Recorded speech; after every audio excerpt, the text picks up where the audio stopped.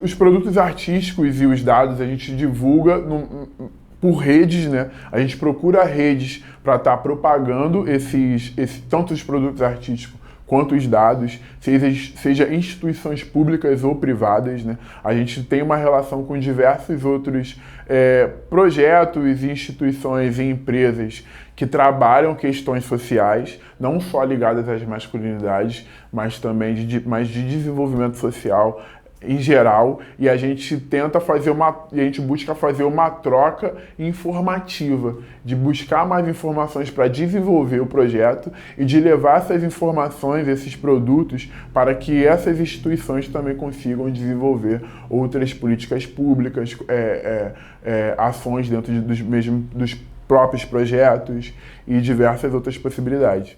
Com o Xandão e com o GGIs. Ei, chama na foto, a GGIs, diretamente da franquia.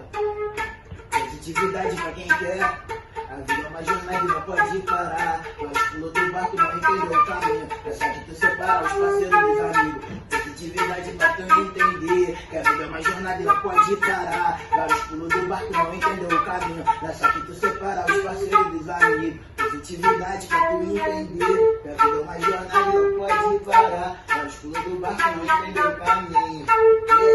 Gente, muito obrigado.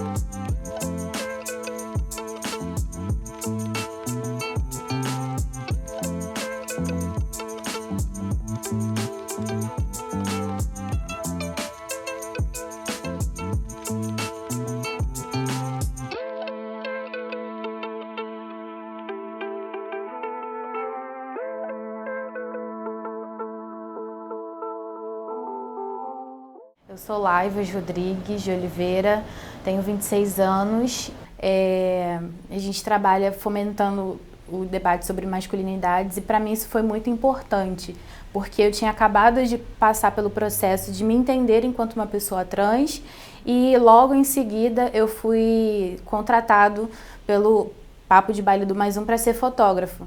E participei bastante dos ciclos e me ajudou a entender essa questão da masculinidade, o que eu não precisava fazer e o que eu precisava fazer, né, enquanto homem, cis e trans. O objetivo, eu acredito que é fomentar o debate sobre masculinidades e não só isso, fazer alguma coisa para que essa pauta avance, né, para que os homens de periferia, assim como eu sou, possam ter a oportunidade de debater sobre os seus temas, seus assuntos, sobre saúde, sobre tudo que precisa ser debatido. A equipe do projeto ela não é composta só por homens. não é composta só por homens héteros, não é composta só por homens cis, não é composta nem só por homens, né? Temos mulheres na equipe, temos homens trans, homens cis, homens bis, homens héteros, porque a gente entende que para esse produto final ter uma efetividade na mudança, ele precisa que o que move ele já seja essa própria mudança. Eu, mesmo sendo da favela, mesmo sendo da periferia, eu às vezes, na minha vida aqui, eu não me aprofundei muito nessa coisa. Eu me aprofundei demais, por questões familiares e tudo mais. E chegando aqui, eu encontrei realidades do meu entorno, da realidade da favela, que eu não conhecia, que eu não tinha contato. Até pensava, vislumbrava assim a existência, mas ter assim, cara a cara, no mesmo espaço, é uma coisa bem interessante. Quando criança, a gente tem aquele medo dos pais, né? Os nossos pais ficam preocupados de a gente se envolver com o tráfico, fica preocupado de a gente com os amigos que a gente faz. Então essa é uma preocupação específica do homem, né? A mulher recebe essa influência muito menor, assim, dos pais, com medo do tráfico. Assim, mas o homem, o pai e a mãe já tem aquele medo de... Começa a fazer 7 anos, 10 anos de idade, já começa com aquela conversa, ó, se tu vê alguém fumando alguma coisa, não vai para perto. Se vê alguém te oferecendo alguma coisa, não aceita. Se você vê alguma coisa de longe, atravessa a rua, vai para outro lado. O medo já... Então, o homem vive essa pressão já na infância, né? Na primeira partezinha ali da infância ali. Se você é homem e tem disposição de meter a mão, saiba que você pode cair em um sistema em que não se deve meter a mão. Você é homem para entender que existem vários papos retos que dimensionam a sua atitude como mancada. Você é homem para descobrir que o seu medo também pode ser o medo do outro. Você é homem para enfrentar a violência proposta pelo Estado e que mais cedo ou mais tarde ela pode chegar até você? Não se afunde como âncoras, pesos em um chão. Não somos pesos naufragados. Suspenda as suas velas, as suas âncoras e navegue no seu mar, rumo a um horizonte. O mar é revolto. Controlar os seus impulsos e os seus rumos é com você. Esse texto, esta narrativa, não é sobre mar.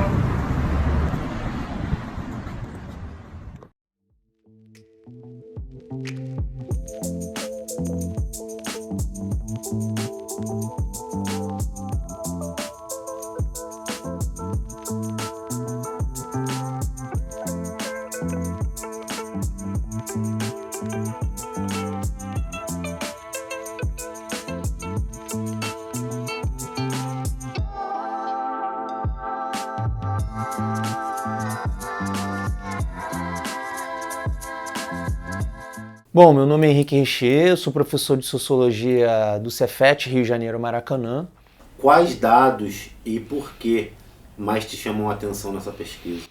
Olha, várias coisas, assim, mas trazendo um que me chamou muita atenção é a questão da responsabilidade, né? Ou seja, de dois, na verdade, a questão da responsabilidade, como esses homens periféricos se responsabilizam pelos seus, seja familiares, seja coletividade, né? Então, acho que esse é um dado muito importante. Por quê? Porque uma ideia muito comum é supor que esses homens eles têm tendências de abandonar a sua família, de abandonar a sua coletividade, ou seja, são homens patológicos, né? Abandônicos. E um outro que eu também gostei muito é da ação, ou seja, vocês trouxeram lá um dado que grande parte desses homens, eles têm essa perspectiva de agir, de resolver as coisas. Ou seja, é a demanda, né, na qual eles vivem. Ou seja, eles têm que resolver, eles têm que fazer a coisa acontecer. Então, de alguma maneira, esses dois elementos da responsabilidade e da atividade ou da proatividade para resolver as demandas sociais ali no contexto na qual esses homens vivem, eu acho muito importante. E assim, para trazer um terceiro, essa coisa do afeto, a questão do provimento, né, de ser provedor, acaba sendo também uma forma de cuidado, né, no mundo masculino, ou seja, você cuidar da sua família, você sair, trabalhar, trazer alimento, trazer comida, pagar as contas. Isso muitas vezes não é visto como um afeto, como cuidado, né? Um projeto como esse é importante porque dá cara, dá região, dá nome, dá sobrenome para a questão e traz os problemas da questão, as necessidades da questão. Se a gente não tem todos esses fatores, a gente não cria política pública. Se a gente não cria política pública, a gente não resolve o problema. Meu nome é João Marcos Bigon, eu sou de Duque de Caxias, sou professor. Por mais que eu fale dessa lógica da educação para falar disso, eu nunca tinha pensado na educação formal, especificamente tipo escola, né?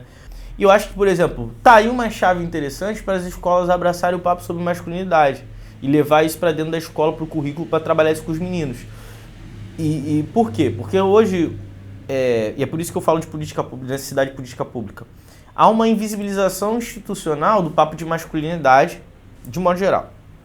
O fato de não discutir isso cria esse maremoto de coisa que vai reverberar lá no fim, ou lá depois, quando o cara tem 30 e poucos anos, 40 anos, entendeu? Ou até no futuro, quando a gente olha para pessoas de população de rua, situação de rua, que tem homens, sobretudo negros, no auge, no ápice ali, uso de droga excessivo, álcool. Tu vai conversar, o cara tem família, o cara tem isso, tem aquilo, mas por quê? O cara virou um alcoólatra porque perdeu o emprego. E aí perdeu o emprego, ele é invalidado como homem, porque um homem sem trabalho ele é nada, ele serve pra nada. Pô, cara, eu tenho aprendido muita coisa. Muita coisa e algumas coisas eu já tenho até aplicado, na verdade, nas conversas, no contexto social que eu estou inserido. Eu falo de algumas paradas, pô, pai, a gente precisa se juntar mais, se reunir mais. São gestos simples.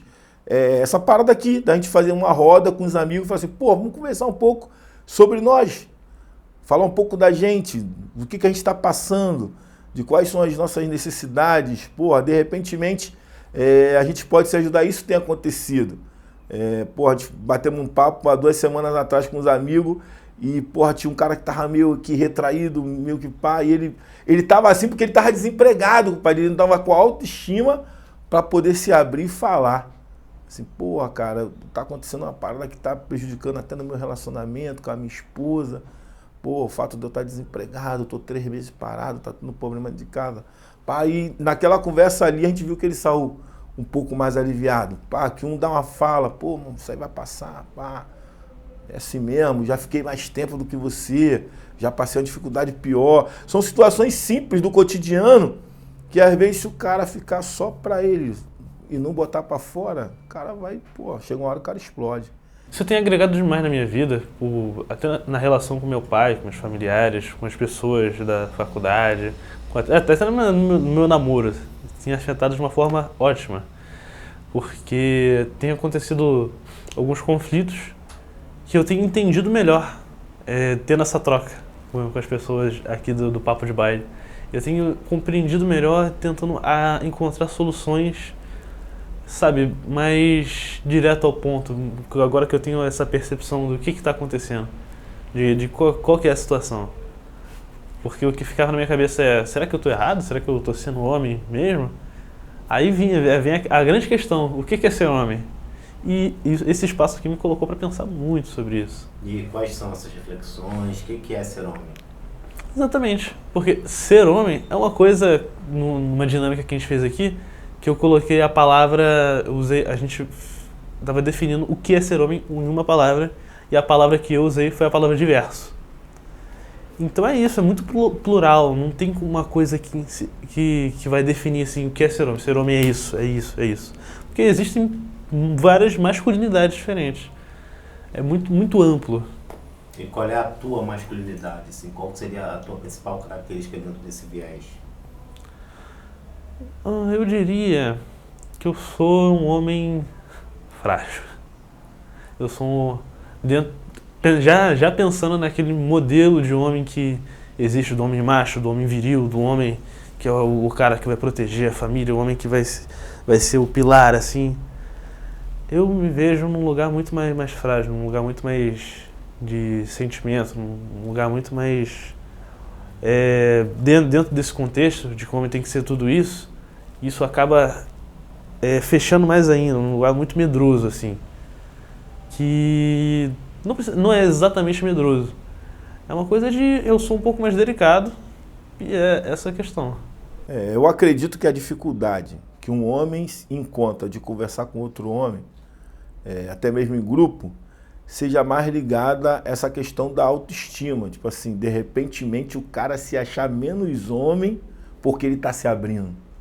Tá legal? Se achar menos homem, ou se achar, pô, eu sou um homem fraco, porque eu tô contando as minhas fraquezas, tá ligado? Eu tô falando algo que, porra, que me limita lá no pensamento dele, né? Eu acho que é mais essa parada. Eu acho que quando o cara ultrapassa isso, fala assim, porra, não, para eu contar a minha fraqueza, de repentemente eu posso conseguir um conselho que vai me fazer mais forte, pô.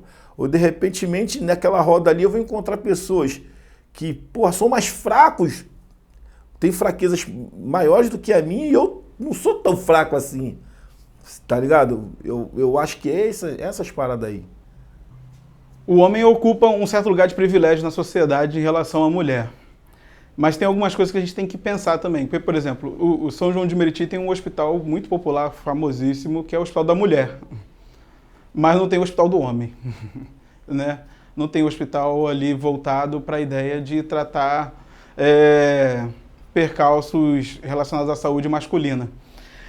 E o homem, já se sabe que ele morre, ele vive menos, ele morre mais, em partes bem significativa porque ele se cuida menos.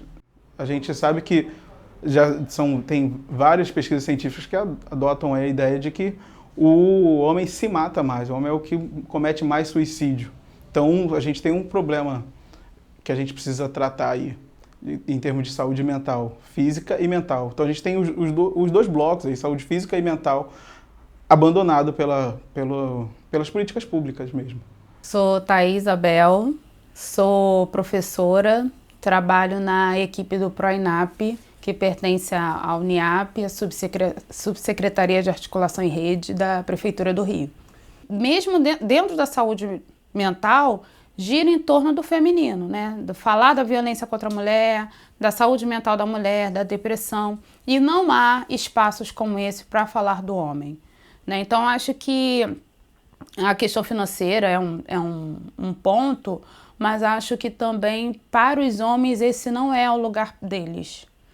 Porque socialmente ainda é difícil entender a necessidade de um apoio terapêutico, né? Então, quando se fala de homem periférico, um homem, por exemplo, que trabalha numa obra, ele não vai entender, ele vai ter dificuldade de entender que ele precisa de um acompanhamento terapêutico.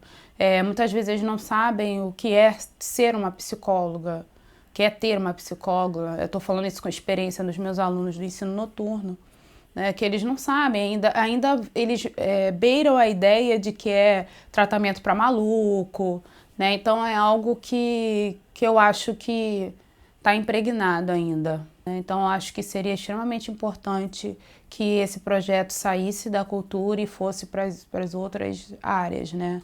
Da saúde, da educação principalmente. Bom, meu nome é Vitor Matos, eu sou servidor federal lá da UFRJ, sou assistente de administração, estou doutorando em ciências sociais. A maior parte dos homens, das respostas sobre eu tenho que mudar ou não o meu comportamento com outros homens, 20 e poucos %, salvo engano, disseram que não tenho que mudar, ou seja, numa escala de 0 a 5, tem que mudar 0. Significa que aquele espaço de santidade, aquele espaço sacro, que é a roda dos homens, né, o ambiente dos amigos, o ambiente masculino, ele não pode ser maculado com uma crítica.